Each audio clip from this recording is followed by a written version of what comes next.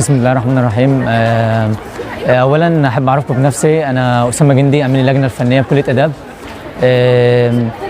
بنبدا الاول باللجنه الفنيه. كده كليه اداب تشمل في رعايه الشباب 7 لجان: اللجنه الفنيه واللجنه الرياضيه ولجنه الجواله والاسر والاتحادات واللجنه الاجتماعيه والثقافيه.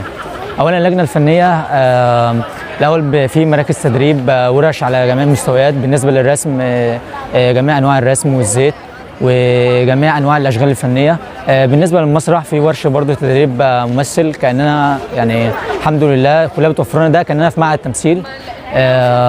وبالنسبه الاول برضه في كورال، في عمليه تدريب برضه فريق كورال بالنسبه للعزف والغنى. بنحاول نوفر ده على مستوى الجامعه، مش بس على مستوى كليه اداب. بعد كده هنخش في اللجنه الرياضيه. اللجنه الرياضيه برضو دايما متميزه، وفي الصاله هنا الرياضيه اللي بتشمل الاجهزه، ودايما بنحاول ندرب الطلاب على ان ازاي يشتركوا في النشاط الرياضي، ودايما بجميع الالعاب من اولها الجودو اللي دايما بنحصد فيها المراكز الاولى، واخدين الدرع العام على مستوى الجامعه. برضو كره القدم دايما بتحصد مراكز على مستوى الجامعه، مراكز تانية. وبرضو نشمل تاني برضو لجنه الجواله اللي دايما بتعمل ورش تدريب وكده على جميع برضو الفنون التشكيليه، يعتبر مكمله للجنه الفنيه. وعندنا برضو اللجنه الثقافيه اللي دايما اللي كليه اداب بتشتهر بيها، اللي هو النادي الادبي اللي بيبقى كل خميس بيتقدم فيه جميع مواهب كليه اداب. اتكلمت انا عن اللجنه الاجتماعيه، دايما برضو بنحصد فيها المراكز الاولى. الحمد لله دكتور اسامه دايما بيدعمنا، ودايما عندنا ال7 لجان دكتور اسامه بيبقى داعم ليهم، وبيحاول دايما يوفر لنا كل حاجه.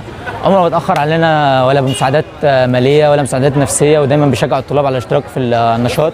واستاذ علاء برضو دايما مدير الرعايه دايما بيحاول يجيب اكبر عدد من الطلاب عشان يشتركوا في النشاط. واحب اوجه برضو الكلمه للطلاب كليه اداب. الكليه مش مجرد مذاكره ولا مجرد دراسه، دايما النشاط اول حاجه عشان نحب الكليه، وعشان برضو نحاول نتوجه بعد كده لحاجات يعني فيما بعد الكليه، مجتمع، يعني ان احنا ازاي نندمج في المجتمع.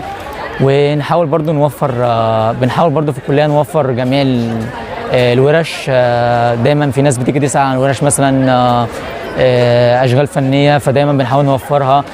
ورش مثلا غناء وكده وانشاد ديني، دايما برضو بنحاول نوفرها. كليه اداب عمرها ما اتاخرت علينا باي حاجه، الحمد لله.